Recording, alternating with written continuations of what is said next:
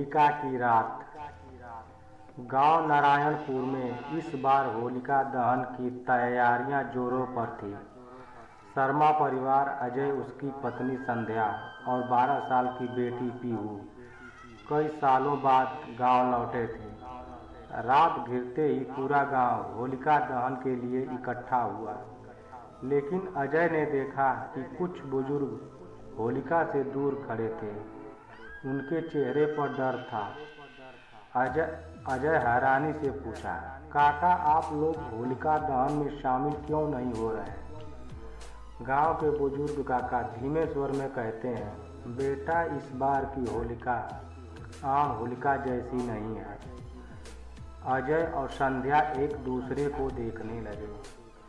तभी पीहू भीड़ से हटकर होलिका के पास चली गई और वहां जलते हुए लकड़ियों के पास एक अजीब चीज देखी। एक परछाई थी, जो लंबे बिखरे बाल, लाल आंखें और एक औरत का जलता हुआ अक्ष।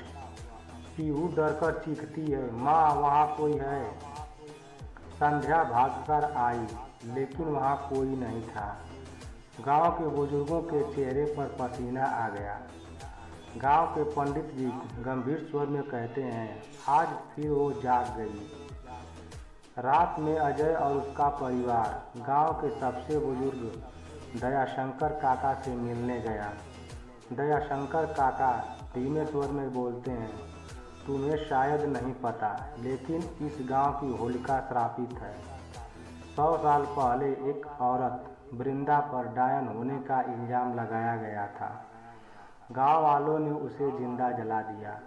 मरते वक्त वृंदा ने श्राप दिया, हर साल जिस रात होलिका जलेगी मैं लौटूंगी, और जो भी इस आग के पास जाएगा उसकी आत्मा मेरी होगी।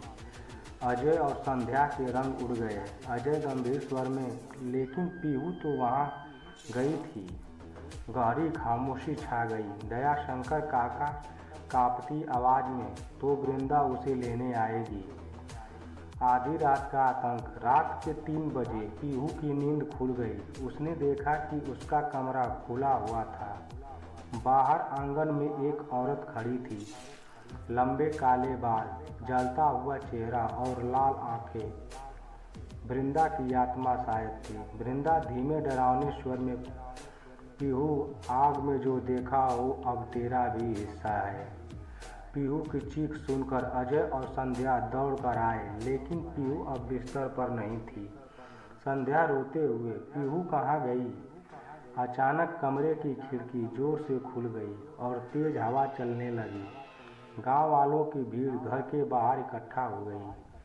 गांव के पंडित जी ने, जल्दी करो, हमें होलिका की राख से उसकी आत्मा को रोकना होगा।